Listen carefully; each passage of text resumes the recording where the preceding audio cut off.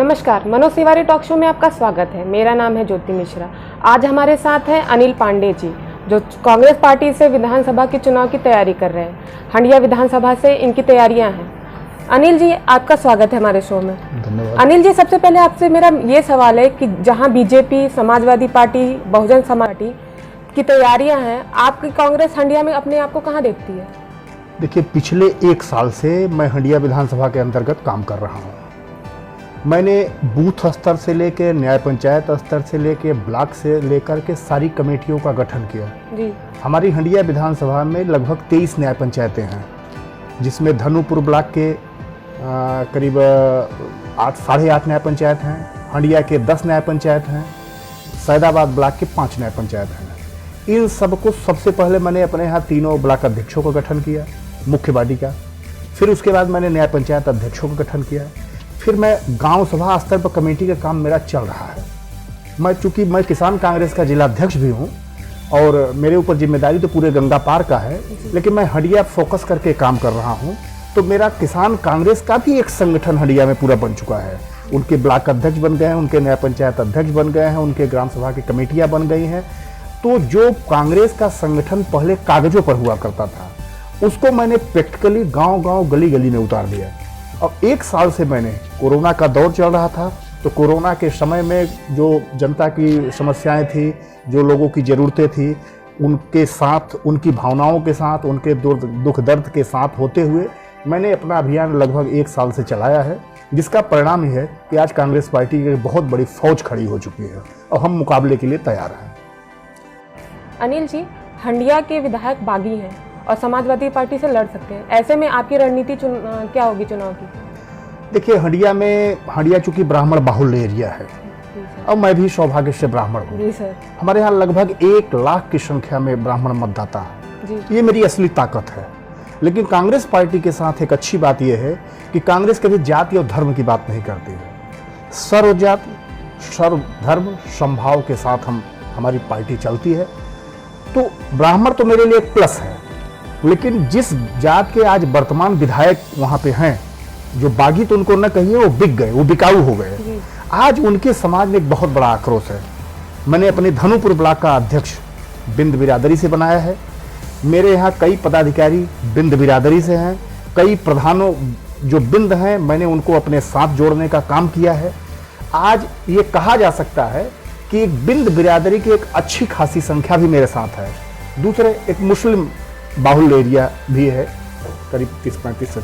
तो मुसलमानों का वैसे भी रुझान कांग्रेस के साथ होता है। अगर उनको एक बेहतर विकल्प मिलता है तो कांग्रेस से बेहतर उनके लिए कोई नहीं है, क्योंकि उनके लिए भी हमेशा कांग्रेस ने काम किया है। तो मुस्लिम, बिंद और ब्राह्मण का ये मेरा कॉम्बिनेशन, फिर लोहार, कुहार, धोबी, काछी, नाऊ की एक मैंने पूरी जमात तैयार कर दी है। और ये मेरी असली ताकत है कि संयुक्त रूप से हर जात, हर धर्म को लेकर के मैं चल रहा हूँ। इसलिए जो बसपा का जो बिकाऊ विधायक है, उसका वो मेरे लिए कोई मतलब नहीं रखता।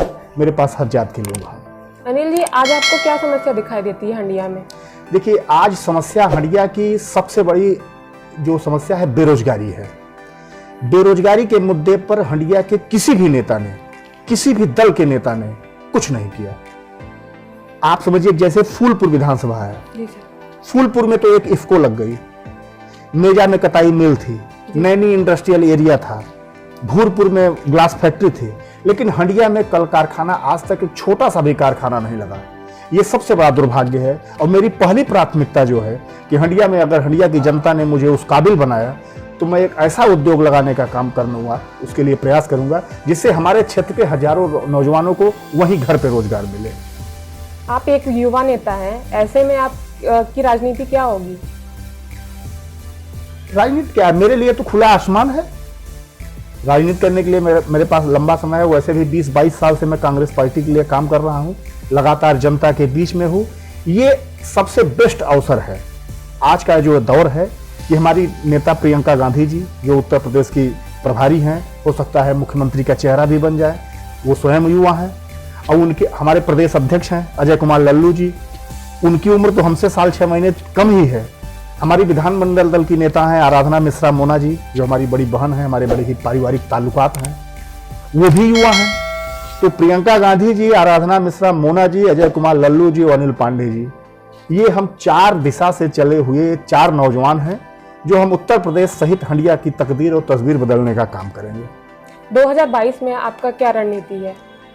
मेरी रणनीति सीधी सीधी है कि हंडिया के जो लोकल मुद्दे हैं, जो हंडिया की समस्या है, हंडिया में कोई ऐसा जैसे कांग्रेस के ही जमाने में वहाँ एक टेक्निकल एजुकेशन के लिए वहाँ पॉलिटेक्निक बनाया गया था, उसके बाद से हंडिया में तकनीकी शिक्षा के लिए कोई ऐसा व्यवस्था नहीं की गई।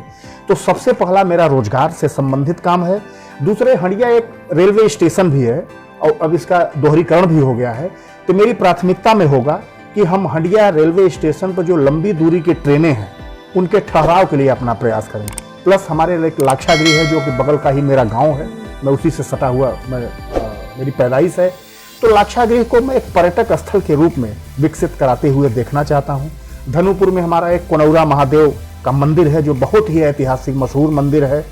उस मंदिर का ऐसा हो कि लोग धार्मिक और पर्यटन की दृष्टि से उसका विकास हो, इस पर मेरा प्रयास होगा। वहीं धनुपुर ब्लॉक में ही एक और अच्छा स्थल है, अढ़नी में एक मंदिर है, एक बहुत बड़ी तालाब वहाँ पे है जो जीर्ण शीर्ण अवस्था में, अभी कुछ दिन पहले मैं वहाँ गया था, उसकी दशा देख करके मुझे बड़ी तकलीफ हुई, बड़ी पीड़ा हुई कि इतना बड़ा सरोवर, इतना बड़ा मंदिर है और इतना बड़ा आस्था का केंद्र है और उसके विकास के लिए कुछ नहीं हो पाया, जबकि वहाँ पे मछलियाँ, एक मछलियाँ जो 50-50, 60-60 किलो की मुझे मछलियाँ उस दिन मुझे दिखी, तो मुझे तो लगा कि इसको तो अच्छे से डेवलप किया जा सकता है। सैदाबाद ब्लॉक में एक हमारे निमहरा का मंदिर है, तो उस मंदिर का जो वो एरिया है उसको भी मैं धार्मिक और पर्यटन की दृष्टि से उसको बड़ा स्वरूप बनाने का पक्षधर हूँ। साथ ही साथ हमारे हंडिया में एक मजार है, हंडिया जहाँ पे एक गाजी मियाँ का मजार है, जहाँ साल में एक बार बड़ा मेला लगता है और बड़े बड़े लोग वहाँ पे आते थे। मैं पिछले दिनों जो तकिया का मेला लगा था, मैं वहाँ गया था, मैंने चादर भी चढ़ाई थी और मैं दुआ मांगी थी कि हमारे हंडिया की तरक्की और विकास में आप अपना आशीर्वाद दीजिए। मैं उस भी क्षेत्र को एक अच्छे पर्यटन और धार्मिक दृष्टिकोण से डेवलप करने के लिए हमारी इच्छा है। अब अगर जनता ने मुझे उस काबिल बनाया, एक सबसे बड़ा सवाल ये है जिस पर मैं एक बड़ा कार्यक्रम करने जा रहा हूँ। हमारी हंडिया तहसील में शायद उत्तर प्रदेश का ये पहला गांव होगा जिस एक गांव में 22 लोगों ने आज़ादी के लिए शहादत दी थी। हो सकता है आप लोगों के भी संज्ञान में ये बात न हो। हंडिया के धनुपुर ब्लॉक में एक बनकट गांव है। तो जब अंग्रेजों भारत छोड़ो आंदोलन महात्मा गांधी जी ने छेड़ा था, और सौभाग्य समय है कि अगस्त क्रांति आने वाले 3 दिन के बाद ही है, तो 9 अगस्त को जब उन्होंने अगस्त क्रांति की घोषणा की थी, तो उसी समय 24 अगस्त को अंग्रेजों की एक टोली वहाँ बनकट से आगे बढ़ रही थी। वहाँ एक काली बाबू करके थे, उनके यहाँ हमला करके लूटने के चक्कर में, तो हमारे वहाँ बनकट गांव के लोगों ने उनको रोका और रोकने का परिणाम ये था कि हम भाई वो निहत्थे थे, उनके पास कोई लाठी डंडा था और उनके पास अत्याधुनिक लैस हथियार थे। तो अंग्रेजों की सेना से लड़ते हुए हमारे 22 लोग शहादत दे दिए थे, जिसमें हजारी प्रसाद पांडे जी के नेतृत्व में जो हमारे रिश्तेदार भी हैं, जिसमें 18 लोग ब्राह्मण थे, 3 यादव थे, 1 साहू जी थे। तो मैं 9 तारीख को अगस्त क्रांति के अवसर पर एक बड़ा कार्यक्रम वहाँ करने जा रहा हूँ। और दुर्भाग्य है कि इतने बड़े क्षेत्र को वो शहादत या शहीद स्मारक के रूप में डेवलप नहीं किया जाए, जहाँ की एक चबूतरा बनाया गया है हजारी प्रसाद पांडे जी के नाम पर, नेहरू जी ने स्वयं बनाया था। तो मेरा संकल्प है कि उस क्षेत्र को भी मैं आगे उसको विकसित करने का प्रयास करूँ। अनिल जी, सरकार कहती है हमारा कानून दुरुस्त है, अपराधी या तो ऊपर है या तो बाहर है, जेल में है, ऐसे में आपकी रणनीति क्या होगी? देखिए, सरकार तो झूठ बोलने का ठेका ले रखी है। हमारे प्रधानमंत्री जी, हमारे मुख्यमंत्री जी, ये दिन भर टेलीविजन पर झूठ बोलते हैं, सच्चाई से इनका कोई नाता ही नहीं। ये बोलते कुछ और है और धरातल पे होता कुछ और है। कानून व्यवस्था के नाम पर एक विशेष वर्ग के लोग खुलेआम घूम रहे हैं, उनके ऊपर सरकार का कोई डंडा नहीं है। जिनके ऊपर 100 50 की संख्या में मुकदमा है, मैं उस जात का नाम नहीं लेना चाहूंगा, आप बेहतर समझ सकती हैं। और एक वर्ग और है जिनकी हजारों हत्याएं हुई हैं। एक ब्राह्मण वर्ग है जिससे मैं भी बिलोंग करता हूं। योगी जी के शासन में हजारों ब्राह्मणों की हत्याएं हुई हैं। इससे बड़ा दुर्भाग्य कुछ नहीं हो सकता है। और साथ ही साथ आपने हाथरस की भी घटना को आपने देखा है, आपने उन्नाव की भी घटना को आपने देखा है, खीरी में आपने देखा है, इलाहाबाद में अभी भी जो दिल्ली में घटना घटी थी, हालांकि मामला वो दिल्ली का है, हम लोगों ने यहाँ पे भी कैंडल मार्च के माध्यम से हमारे नेता राहुल गांधी जी गए। तो कानून व्यवस्था तो है ही नहीं, पुलिस बेलगाम है। क्योंकि योगी जी का पुलिस पर कोई नियंत्रण नहीं है। वो अपने बड़बोलेपन की वजह से लंबी लंबी बातें करने के लिए मशहूर है, धरातल पर सच्चाई से बिल्कुल अलग है। हम लोगों की रणनीति है कि इस मुद्दे पर लगातार इनको घेर रहे हैं और घेरते रहेंगे। जी। वक्त है ब्रेक का। ब्रेक के बाद भी अनिल जी से हमारी बात जारी रहेगी।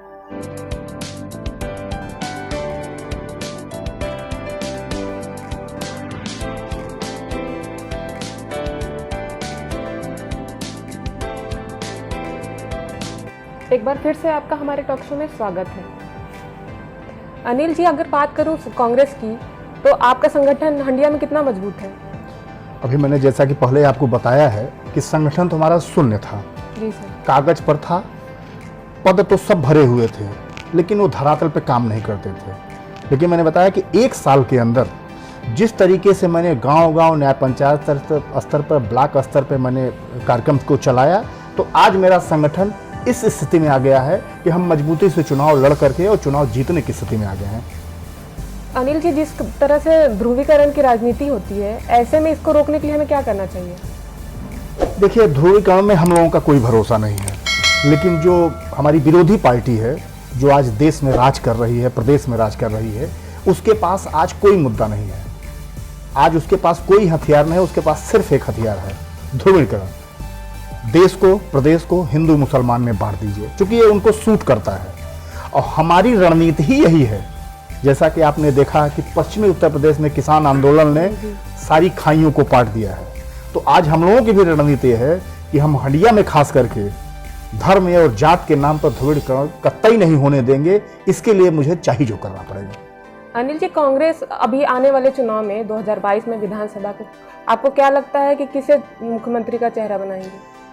देखिए, अभी चर्चा में आया है, अभी छत्तीसगढ़ में एक चल रहा था प्रशिक्षण हमारे कांग्रेस के काडर के लोगों का, तो वहाँ हमारे एक राष्ट्रीय सचिव हैं राजेश तिवारी जी, उन्होंने एक बयान दिया। अब उसको मैं स्पष्ट तो नहीं भी क्लियर कर पा रहा हूँ कि प्रियंका गांधी जी भविष्य में मुख्यमंत्री का चेहरा हो सकती हैं। हमारे यहाँ 2 चेहरे हैं, एक तो प्रियंका गांधी जी और दूसरे आदरणीय परम आदरणीय श्री वर्किंग कमेटी के सदस्य हमारे नेता हैं प्रमोद तिवारी जी, उनका नाम। तो हालांकि मेरा मानना है कि कांग्रेस थोड़ा सा विलंब कर रही है, क्योंकि अब ये वक्त है, क्योंकि सपा के, बसपा के, भाजपा के चेहरे सामने हैं। कांग्रेस थोड़ा विलंब कर रही है। मैं एज ए कांग्रेस वर्कर होने के नाते मैं अपनी भी पार्टी से ये निवेदन करना चाहूँगा कि जितनी जल्दी हो सके या तो प्रियंका गांधी जी का चेहरा और या तो हमारे आदरणीय श्री प्रमोद तिवारी जी का चेहरा अनाउंस कर दें। हमें उम्मीद है कि इन्हीं 2 में से एक चेहरा हमारा होगा। ये कार्यकर्ताओं की भी डिमांड है और साथ ही साथ हम लोगों की भी मांग है। जी सर। सर, विधानसभा चुनाव 2022 में हंडिया में खास करके आपकी क्या तैयारी है? देखिए, तैयारी तो मेरी ये है कि सबसे पहले मेरा संगठन कमजोर था, तो मैंने उस संगठन को दुरुस्त किया। हम लोग मध्यम श्रेणी परिवार के आदमी हैं।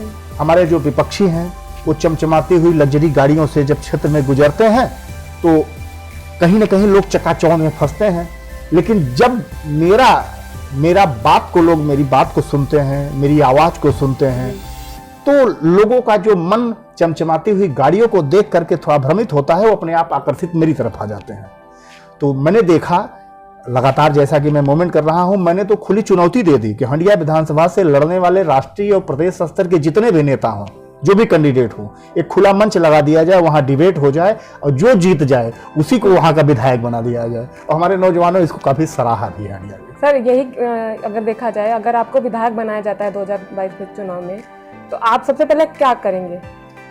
मैंने कहा ना कि मैं तो सबसे पहले हमारा जो एक सपना है कि नौजवानों के लिए एक रोजगार की बड़ी व्यवस्था करूंगी। ये हमारा पहला फोकस है। दूसरा, हमारा शहीदों का जो एक मामला है जिसको मैंने अभी पिछले समय में बताया है, उस पर मैं काम करना चाहूँगा।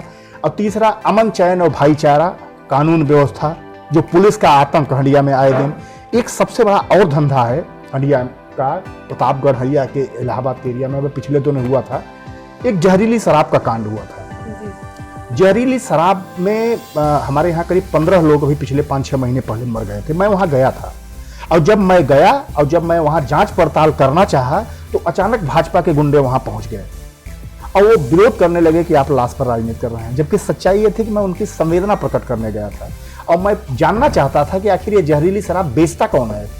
तो आप विश्वास नहीं करेंगे, ये अप्रत्याशित रूप से पता चला कि भारतीय जनता पार्टी के पदाधिकारी पुलिस विभाग से मिल करके ये धंधा चलाते थे और कहीं ना कहीं इन 15 मौतों को जिम्मेदार भाजपा और हंडिया की पुलिस जो थी। इसके खिलाफ मेरा एक बड़ा अभियान होगा कि जहरीली शराब कांड जो हुआ है इसकी जांच हो और उनको उचित मुआवजा मिले और दोबारा ऐसी घटना की पुनरावृत्ति न हो, इसके लिए मैं लगातार लड़ता रहूंगा। अनिल जी, कांग्रेस के बूथ स्तर तक पहुंचने के लिए आपकी पार्टी कितनी मेहनत कर रही है?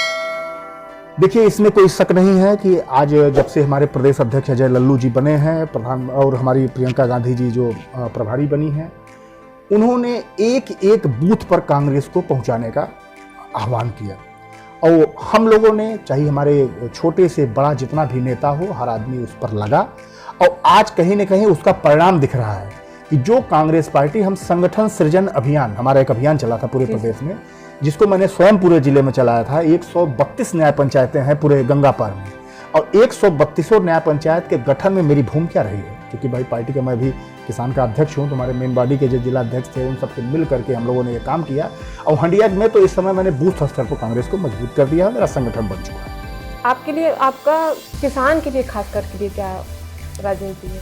देखिए, किसान तो इसमें राष्ट्रीय मुद्दा है, किसी एक विधानसभा या किसी एक जिले का मुद्दा नहीं रह गया है। जिस तरीके से भारतीय जनता पार्टी की योगी और मोदी सरकार ने किसानों के साथ धोखा करने की कोशिश की है और किसानों को जबरदस्ती उनको ऐसी दवा पिलाने की कोशिश कर रही है कि जो दवा रिएक्शन कर रही है और किसानों में आक्रोश बढ़ गया है। तो हम चाहते हैं कि सबसे पहले ये तीनों काले कानून, जो हमारी पार्टी की भी मांग है, हमारी भी मांग है, हमारी हंडिया की जनता की भी मांग है, इसको कानून रद्द किया जाए, पक्ष विपक्ष लोगों में एक सहमति बनाई जाए और जो किसान संगठन है उनके साथ एक सहमति बनाई जाए। उसके बाद एक ऐसा कानून बनाया जाए जिससे देश के, प्रदेश के और हमारे क्षेत्र के भी किसानों का भला हो सके। ये मेरा प्रयास होगा कि इस पर भी हम काम करें। अनिल जी, आप एक युवा नेता हैं, आप हमारे युवा को क्या संदेश देना चाहेंगे? मैं हंडिया के खास करके नौजवानों से यह आह्वान करता हूँ कि जाति और धर्म की दीवारों को आप तत्काल तोड़ दीजिए, क्योंकि जाति और धर्म समाज में नफरत और जहर बोने का काम करती है। आपसी भाईचारे के साथ एक बार पुनः प्रियंका गांधी जी के नेतृत्व में कांग्रेस पार्टी को मजबूत करिए। प्रदेश में अमन चाहिए, प्रदेश में चैन चाहिए, रोजगार चाहिए, तरक्की चाहिए। जो कि हमारे व्यापारियों का रोजगार चौपट हो गया है जीएसटी की वजह से, नोटबंदी ने देश को तबाह कर दिया है। इन सब मुद्दों को लेकर के कांग्रेस ने अपनी प्रमुखता से आवाज बुलंद की है। आइए कांग्रेस पार्टी के साथ हम सब मिल करके एक नए उत्तर प्रदेश का निर्माण करना चाहेंगे। यही हम अपने क्षेत्र के नौजवानों को भी आह्वान कर रहे हैं।